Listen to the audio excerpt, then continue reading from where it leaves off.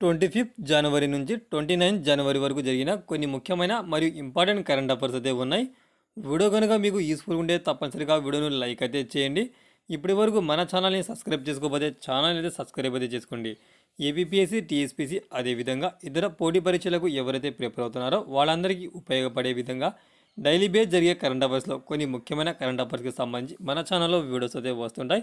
తప్పనిసరిగా ఈ గ్రూప్స్ ఉద్యోగాలకు ప్రిపేర్ అయ్యే వాళ్ళు ఎవరైతే ఉంటారో తప్పనిసరిగా మన యొక్క ఛానల్ని ఈ యొక్క వీడియోస్ని తప్పనిసరిగా ఫాలో అయితే అవ్వండి. అదేవిధంగా మన యొక్క ఛానల్ యొక్క టెలిగ్రామ్ గ్రూప్ యొక్క లింక్, ఫేస్బుక్ పేజ్, అదేవిధంగా వాట్సాప్ ఛానల్ యొక్క లింక్ వీడియో యొక్క డిస్క్రిప్షన్లో ప్రొవైడ్ చేయడం జరిగింది. మీకు కనుక ఇంట్రెస్ట్ కనుక ఉంటే వాటి ద్వారా ఫాలో అయితే అవ్వచ్చు. 3 ట్రిలియన్ మార్కెట్ క్యాపిటలైజేషన్ దాటిన ప్రపంచంలోని రెండవ కంపెనీగా ఇటీవల ఏ కంపెనీ అవతరించింది? 3 ట్రిలియన్ మార్కెట్ క్యాపిటలైజేషన్ దాటిన ప్రపంచంలోని రెండవ కంపెనీగా ఇటీవల ఏ కంపెనీ నిలిచినది? Answer Microsoft. టెక్నాలజీ కంపెనీ అయిన మైక్రోసాఫ్ట్ మార్కెట్ క్యాపిటలైజేషన్ $3 ట్రిలియన్ దాటింది. ఐఫోన్ తయారీదారు యాపిల్ తర్వాత ఈ సంఖ్యను టచ్ చేసిన రెండవ కంపెనీగా మైక్రోసాఫ్ట్ నిలిచింది. ప్రస్తుతం యాపిల్ ప్రపంచంలోనే అత్యంత విలువైన కంపెనీల జాబితాలో ఉంది. సమాచార సాంకేతిక రంగంలో సహకారం కోసం ఏ దేశంతో అవగాహన ఒప్పందాన్ని కేంద్ర మంత్రివర్గం ఇటీవల ఆమోదించింది? సమాచార సాంకేతిక రంగంలో సహకారం కోసం ఏ దేశంతో అవగాహన ఒప్పందం చేసుకోవడానికి కేంద్ర మంత్రివర్గం ఇటీవల ఆమోదం తెలిపినది? Answer Oman. ఇన్ఫర్మేషన్ టెక్నాలజీ రంగంలో సహకారం కోసం గల్ఫ్ దేశమైన ఒమాన్తో అవగాహన ఒప్పందం కుదుర్చుకోవడానికి కేంద్ర మంత్రివర్గం ఇటీవల ఆమోదం తెలిపింది. 3 సంవత్సరాల కాలానికి ఈ యొక్క ఒప్పందం జరగనున్నది. దీని కింద G2G మరియు B2B ద్వైపాక్షిక సహకారం పెరుగుతుందని కేంద్ర ప్రభుత్వం వెల్లడించింది. ప్రధానమంత్రి సూర్యోదయ యోజన కింది వాటిలో దేనికి సంబంధించినది? ప్రధానమంత్రి సూర్యోదయ యోజన ఈ క్రింది వాటిలో దేనికి సంబంధించినది? Answer root of solar panels. సంస్థాగత వర్గంలో సుభాష్ చంద్రబోస్ విపత్తు మేనేజ్మెంట్ అవార్డు 2024ను ఇటీవల ఎవరు పొందారు?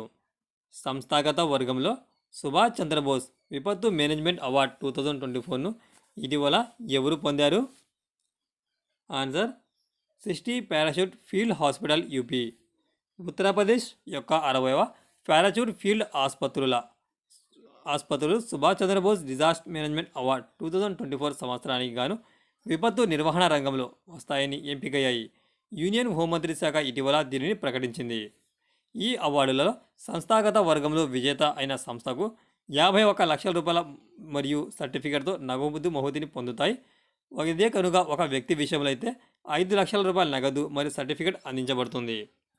సంస్థాగత వర్గంలో సుభాష్ చంద్రబోస్ విపత్తు మేనేజ్మెంట్ అవార్డు 2024ను ఎవరు పొందారు? 60 పారాషూట్ ఫీల్డ్ హాస్పిటల్.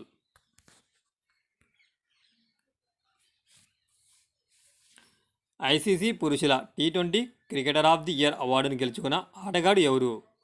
ఐసీసీ పురుషుల T20 cricketer of the year అవార్డును గెలుచుకున్న ఆటగాడు ఎవరు? ఆన్సర్ సూర్యకుమార్ యాదవ్. భారత బ్యాట్స్మెన్ సూర్యకుమార్ యాదవ్ వరుసగా 2వ ఏడాది ఐసీసీ పురుషుల T20 cricketer of the year అవార్డును గెలుచుకున్నాడు. సూర్యకుమార్ ఈ ఏడాది కూడా T20 క్రికెట్లో అద్భుతమైన ప్రదర్శన చేసినందుకు గాను ICC T20 cricketer year the అవార్డును ప్రకటించింది.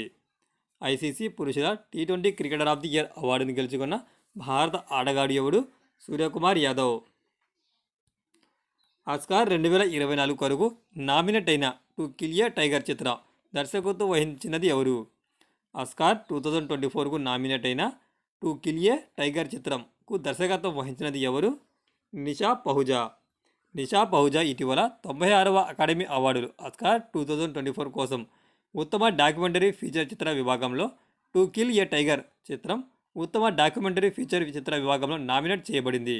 ఈ డాక్యుమెంటరీ చిత్రం జార్ఖండ్ నుండి ఒక చిన్న అమ్మాయి కథ ఆధారంగా రూపొందించబడినది. ఇది భారత కిరణ్ చిత్ర నిర్మాత అయిన నిషా పహుజా దర్శకత్వం ఈ చిత్రాన్ని వహించారు. ఆస్కార్ 2024 విజేతలను మార్చి 10న ప్రకటించనున్నారు. ఆసియా మారథాన్ ఛాంపియన్షిప్లో బంగారు పతకాన్ని గెలుచుకున్న రెండవ భారతీయుడు ఎవరు? ఆసియా మారథాన్ ఛాంపియన్షిప్లో బంగారు పథకాన్ని గెలుచుకున్న రెండవ భారతీయుడు ఎవరు? మాన్ సింగ్. 34 ఏళ్ల మాన్ సింగ్ 2 గంటలు అనగా 14 నిమిషాలు మరియు 19 సెకండ్ల ద్వారా 34 ఏళ్ల మాన్ సింగ్ 2 గంటల 14 నిమిషాలు 19 సెకండ్ల ద్వారా బంగారు పథకాన్ని గెలుచుకున్నాడు. 2017 సంవత్సరంలో ఆసియా మారథాన్ ఛాంపియన్షిప్ టైటిల్ని గెలుచుకున్న మొదటి భారతీయగా మగ అథ్లెట్గా గోపి దొనకల్ నిలిచి ఉన్నారు. రెండవ ఆటగాడిగా మానసింగ్ నిలిచాడు. 2022-23 ఏడాదిలో బీసీసీఐ 2024 పాలీ ఉమార్ అవార్డును ఎవరు గెలుచుకున్నారు?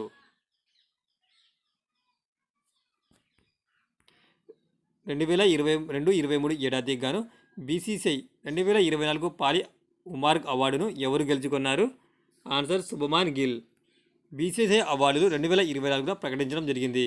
ఈ సమయంలో ఈ యొక్క అవార్డును హైదరాబాద్ ఫంక్షన్ హాల్లో నిర్వహించబడ్డాయి. ఉత్తమ అంతర్జాతీయ క్రికెటర్ మెన్ కేటగిరీలో ఇచ్చిన పాలమీర్ ఉమెర్గర్ అవార్డులో శుభమాన్ గిల్ 2022-23 ఏడాదికి గాను, జస్ప్రీత్ బుమ్రా 2021-22 సంవత్సరానికి గాను, రవిచంద్రన్ అశ్విన్ 2020-21 సంవత్సరానికి గాను, మొహమ్మద్ షమి 2019-20 సంవత్సరానికి గాను అవార్డులు లభించాయి. మాజీ క్రికెటర్ అయిన ఫర్జే ఇంజనీర్ మరియు రవి శాస్త్రికి Naidu lifetime achievement award ఇవ్వబడింది. ఈ అవార్డు ప్రదర్శన 4 సంవత్సరాల తర్వాత నిర్వహించడం జరిగింది. చివరిసారిగా ఈ అవార్డులను 2019లో ప్రకటించారు.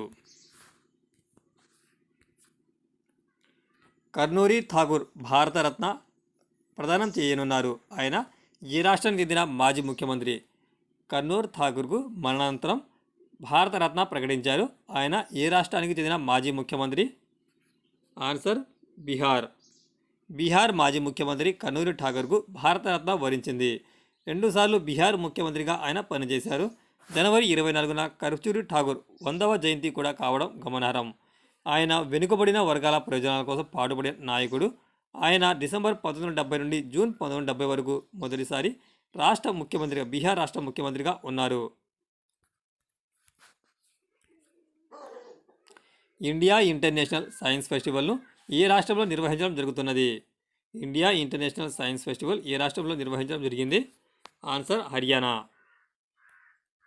ఇండియా ఇంటర్నేషనల్ సైన్స్ ఫెస్టివల్ 2023 జనవరి 17 నుండి